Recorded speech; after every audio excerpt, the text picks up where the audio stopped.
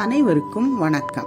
இந்த பதிவில் வந்துட்டு நான் சின்ன குழந்தைங்களை வந்துட்டு நீங்கள் இப்போ பேபி சிட்டிங் அனுப்புறீங்கன்னு வச்சுக்கோங்களேன். அதுங்க வந்துட்டு மழலை பேச்சு பேசிட்டு இருப்பாங்க.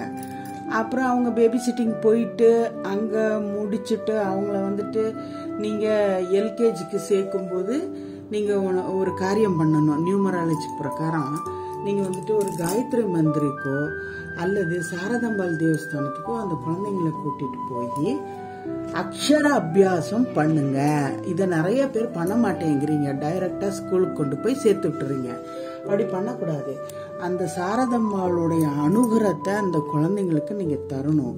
அதுக்கு ஒரு தட்டு, புது தட்டு, அரிசி இதை கொண்டு போய் அங்க உள்ள புரோகிதரிடம் கொடுத்து அந்த எழுத்தை அந்த பிள்ளைங்க எல்கேஜியில் போய் அவங்க எழுத ஆரம்பிப்பாங்க இல்லையா. பேபி சிட்டிங்கில் கூட இப்போ எழுத ஆரம்பிக்கிறாங்க, சொல்லி கொடுக்க போகிறாங்க. அங்கே விளையாட்டு மட்டும் சொல்லி கொடுக்கறதில்ல, ஏபிசிடி சொல்லித்தராங்கன்னா நீங்கள் அப்போவே கூட கூட்டிகிட்டு போய் தாயானவங்க அந்த குழந்தைய அவங்க மடியில் உட்கார வச்சுக்கிட்டு அந்த குழந்தைங்களுடைய கையை பிடிச்சு சாரதம்மால நினச்சிக்கிட்டு அந்த ஐயர் சொல்கிற மாதிரி அந்த வார்த்தையை எழுத வைக்கணும்.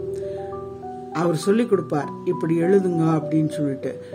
அப்படி எழுதி அந்த குழந்தைங்களுக்கு நீங்கள் ஸ்டார்ட் பண்ணீங்கன்னா அந்த குழந்தைங்களுடைய படிப்பு ரொம்ப அருமையாக அமையும். அந்த குழந்தைங்க வந்துட்டு அப்போவே அந்த சரஸ்வதி தாய் அந்த குழந்தைங்களுடைய கையை வந்துட்டு அப்படியே கெட்டியாக பிடிச்சிக்குவாங்க. இது என்னுடைய குழந்தை அப்படின்னு அவங்களுடைய இதில் சேர்த்துக்குவாங்க. இதை ஃபர்ஸ்ட் நீங்க செய்யணும். இப்பெல்லாம் நிறைய ஃபீஸ் இருக்கு. குழந்தைங்களை படிக்க வைக்கிறதுக்கே கொஞ்சம் கஷ்டமா தான் இருக்கு. அதுலயும் நம்ம குழந்தை நல்லா படிக்கலைன்னா நமக்கு வருத்தமா இருக்கும். நீங்க உங்க குழந்தைங்க நல்லா படிக்கணும் அப்படின்னு நீங்க ஆசைப்பட்டீங்கன்னா சிங்கேரிக்கு ஒரு முறை போங்க குழந்தைய கூட்டிட்டு.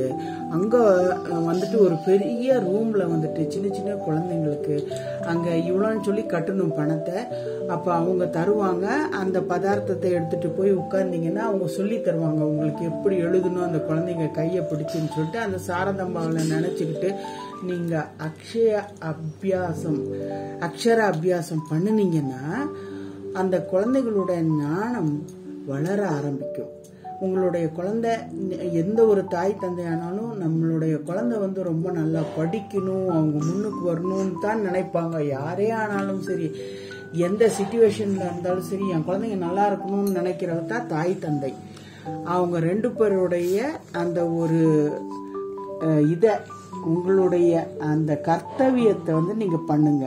ஃபர்ஸ்ட் இதை செஞ்சுட்டு அப்புறம் நீங்க ஸ்கூல்ல கொண்டு போய் அந்த குழந்தைங்களை விடுங்க. உங்க குழந்தைங்க எப்படி படிப்பாங்கன்னு பாருங்க.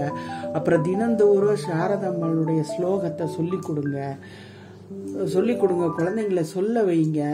இதெல்லாம் ஒரு குழந்தைக்கு நீங்க ஃபர்ஸ்ட் ஒரு தாய் தந்தையா இருந்து நீங்க சொல்லி தரணும். எல்லா குழந்தைங்களும் நல்லா இருக்கணும் இந்த உலகத்துல அப்படின்றது என்னுடைய ஆசை. நன்றி, வணக்கம்.